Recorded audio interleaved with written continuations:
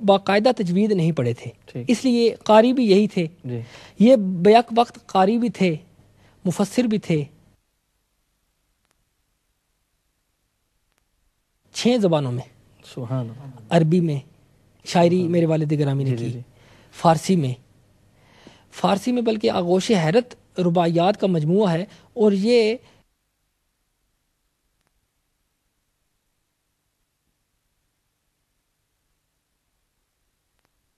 آغوش حیرت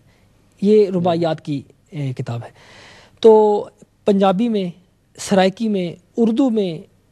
پوربی میں، ان تمام زبانوں میں میرے والد گرامی نے شاعری بھی کی، اور میرے والد گرامی باقاعدہ شاعر تھے، باقاعدہ شاعر تھے، اور مختلف شعراء کے کلام پر تضمینیں بھی لکھیں، لیکن سب سے زیادہ شاعری میں نعتیہ حوالے سے جس شخصیت سے متاثر تھے وہ مولانا احمد رضا خان رحمۃ اللہ علیہ کی شخصیت تھی۔ مولانا کو میرے والد گرامی جس اینگل سے دیکھتے تھے، میں سمجھتا ہوں کہ ان کے اپنے حلقہ احباب میں بھی اس اینگل سے انہیں نہیں دیکھا جاتا، انتہائی شیدائی تھے، انتہائی، اور انہی کے کلام پر ان کی جو تضمین ہے وہ بازار میں آ چکی ہے، اور ایسی تضمین کے لیے ایک چیز بڑی مشکل ہوتی ہے کہ اس شاعر کی ذہنی سطح پر جا کر اگر تضمین لکھی جائے تو تب مزہ آتا ہے، ورنہ اگر اس سطح پر آپ نہ جائیں اور اپنی سطح پر رہیں، چاہے وہ سطح اس سے اوپر والی ہو یا نیچے والی ہو، وہ تضمین جو ہے وہ مزے کی نہیں ہوتی۔ وہ میں نے ایک دفعہ حضرت یہ بات انہی کے زبان سے سنی کہ انہوں نے فرمایا کہ میں جو کلام لکھتا ہوں تو اگر آج امام احمد رضا ہوتے تو میری پشت پر ہاتھ رکھ کے کہتے کہ شاباش بیٹا، آپ نے بہت اچھا لکھا ہے۔ بالکل یہی تاثرات ان کے تھے، اور جس وقت مجھے بلکہ اس سے ریلیٹڈ ایک واقعہ یاد آ گیا، ہم جس وقت بریلی شریف گئے سن 2000 میں، وہاں جس وقت گئے تو مولانا احمد رضا خان کے مزار پہ، وہ گلیوں میں تنگ سا ایک ہے، تنگ گلیاں ہیں، تو ہم جس وقت گئے تو ہم مولانا کی جس وقت قبر پہ پہنچے نا فاتحہ کے لیے، تو میرے والد گرامی کو چونکہ پتہ تھا کہ میں بھی مولانا کے کلام کے حوالے سے ان کا بہت گرویدہ ہوں، تو میں نے قبر بوسی میں کافی دیر لگائی، تو میں اس طرح چمٹ گیا نا جس طرح پتہ نہیں، وہ میری ایک عجیب کیفیت تھی، تو میرے والد گرامی میری طرف دیکھ کے مسکرا رہے تھے۔ جس وقت فاتحہ وغیرہ سے فارغ ہوئے تو باہر نکلے نا، تو کہتے ہیں کہ آج تو مولانا کے قدموں سے اس طرح لپٹ گئے تھے کہ سر اٹھانے کی بھی ہوش نہیں تھی۔ تو میں نے کہا جی بس پہلی مرتبہ حاضری بھی تھی، اور ان سے میرا ایک اپنا ایک روحانی اور ایک قلبی ایک تعلق بھی ہے، تو اس حوالے سے، لیکن مولانا سے یہ جو قلبی ان کی وابستگی تھی نا جی، یہ عجیب تھی۔ جس وقت بھی مولانا کا ذکر کرتے، بلکہ ان کا ایک شعر ایک مجلس میں پڑھ دیا، کچھ ہمارے رشتہ دار وغیرہ بھی، قریبی تعلق والے بھی بیٹھے ہوئے تھے، ان کے سامنے پڑھ دیا کہ بھائی میں تو خیر کسی قابل نہیں علمی حوالے سے، آپ سارے جو ہیں بڑے پڑھے لکھے ہوئے ہیں، اس طرح نا، تو بڑے پڑھے لکھے ہوئے ہیں، آپ اگر یہ مولانا کا ایک شعر میں پیش کر رہا ہوں، اگر آپ اس کی وضاحت کر دیں تو میں کہوں گا کہ ٹھیک ہے، آپ واقعی شاعر ہیں، کیونکہ ان میں کچھ متشاعر بھی تھے۔ متشاعر اسے کہا جاتا ہے جو بتکلف شاعر بنا ہو، شاعر نہ ہو، مثلا کہ ٹھیکے کی شاعری، وہ اس حوالے سے جس وقت انہوں نے شعر پیش کیا نا جی، کہ دنداں کا نعت خواں ہوں نہ پایاب ہوگی آب، دنداں کا نعت خواں ہوں نہ پایاب ہوگی آب، ندی گلے گلے میرے آب گوہر کی ہے، یہ شعر پیش کیا۔ تو یہ جس وقت شعر پیش کیا نا، تو سامنے جو حضرات تھے وہ ظاہر ہے اب اس مفہوم تک رسائی، مولانا احمد رضا خان کے اس شعر کے اس مفہوم تک رسائی، کار ہر سنگ نہیں لال بدخشاں ہونا، تو انہوں نے جناب معذوری ظاہر کی، تو پھر اس وقت میرے والد گرامی نے بہت اچھے انداز میں مولانا کے اس شعر کی تشریح بھی کی۔ تو میں بات کر رہا تھا کہ بیک وقت وہ اتنی خوبیوں کے مالک تھے کہ استاد داغ کا ایک شعر ہے کہ بھرے ہیں تجھ میں وہ لاکھوں ہنر اے مجمع خوبی، بھرے ہیں تجھ میں وہ لاکھوں ہنر اے مجمع خوبی، ملاقاتی تیرا گویا بھری محفل سے ملتا ہے۔ تو ان میں بیک وقت کئی خوبیاں تھیں، کئی اوصاف تھے، لیکن یہ خوبیاں، یہ اوصاف ان کے دادا اور ان کے پیر و مرشد حضرت باؤ جی کی تربیت کا اثر تھی، کہ جو ان کے دادا نے ان کی تربیت کی تھی، ورنہ جس ماحول میں میرے والد نے آنکھ کھولی تھی وہ ماحول پیری مریدی کا ماحول تھا، اور اس حوالے سے پیروں کے جو اکثر مشائخ کی اولاد ہوتی ہے ان میں ایک قسم کا عجب پیدا ہو جاتا ہے،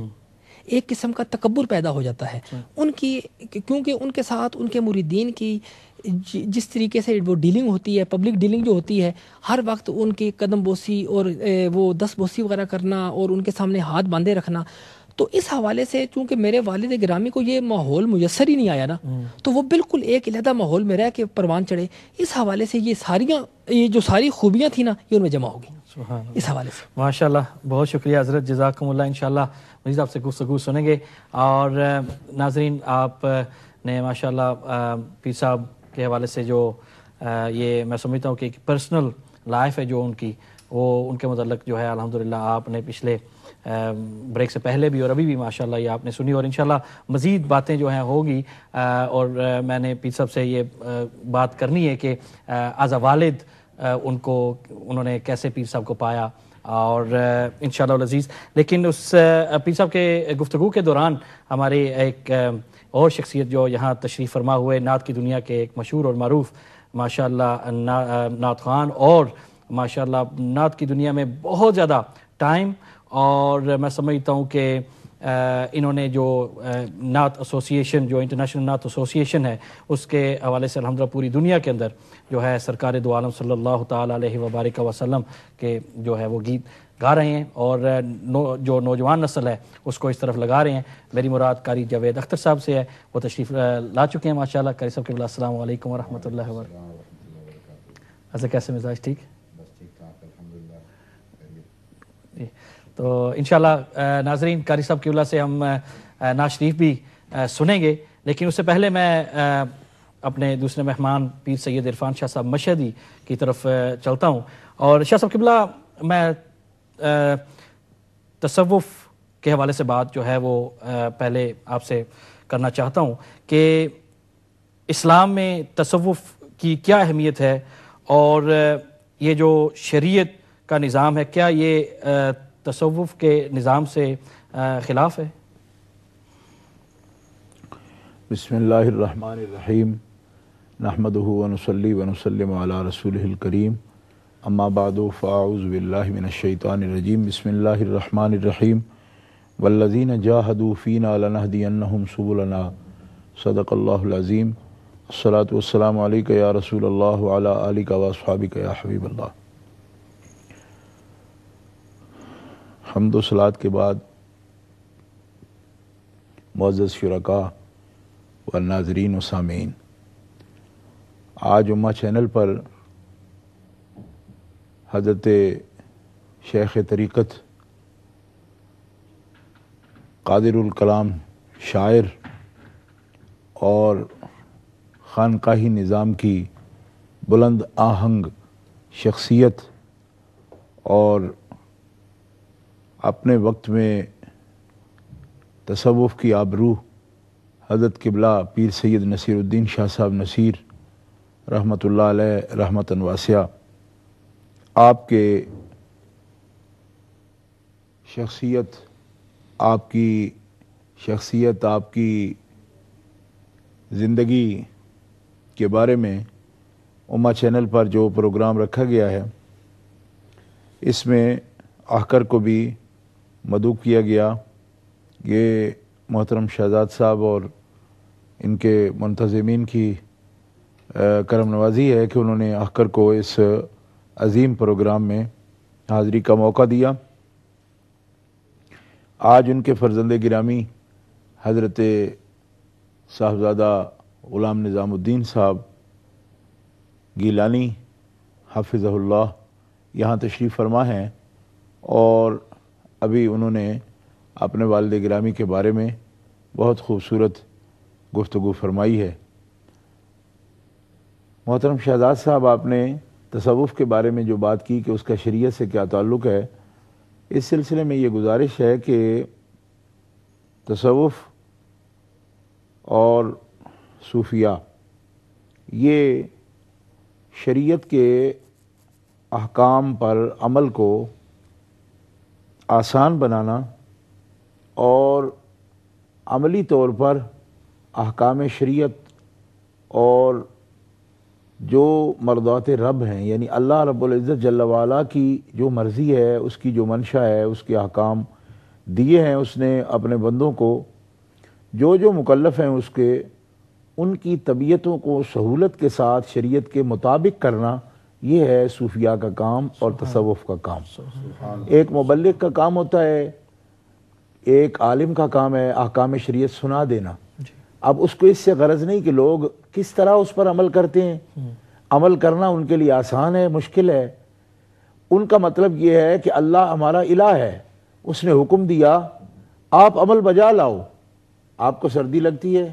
آپ کی طبیعت نہیں کرتی اٹھنے کو، سحری کو، مسجد جانے کی طبیعت نہیں کرتی، اچھا جاؤ، نہیں جاؤ گے یہ عذاب ہوگا اس کا۔ یہ سنا دینا ایک مبلغ کا کام ہے۔ اس کو اپنے نرم گداز بستر سے اٹھا کر مسجد مصلی کے تک لے آنا، اور اس میں بھی اس کو تکلیف نہ ہو، یعنی اس کی طبیعت کو رب کے احکام کے مطابق ڈھالنے کا کام کرنا، یہ صوفی کا کام ہے۔ اور صوفی بہرحال طبیعتیں مختلف ہوتی ہیں، کبھی مشکل کے ساتھ بھی مجاہدہ جو ہوتا ہے اس میں مشکلیں ہوتی ہیں، لیکن یہ مشکلیں بھی اس کو اس کی ایسی تربیت کرتی ہیں کہ اس کی طبیعت کو ایک وقت ایسا آتا ہے کہ وہ مطابق شریعت بنا دیتے ہیں، اور اس کے لیے خالق کو راضی کرنا اور مخلوق کو راضی کرنا کچھ مشکل نہیں رہتا۔ ایک توازن اس کی طبیعت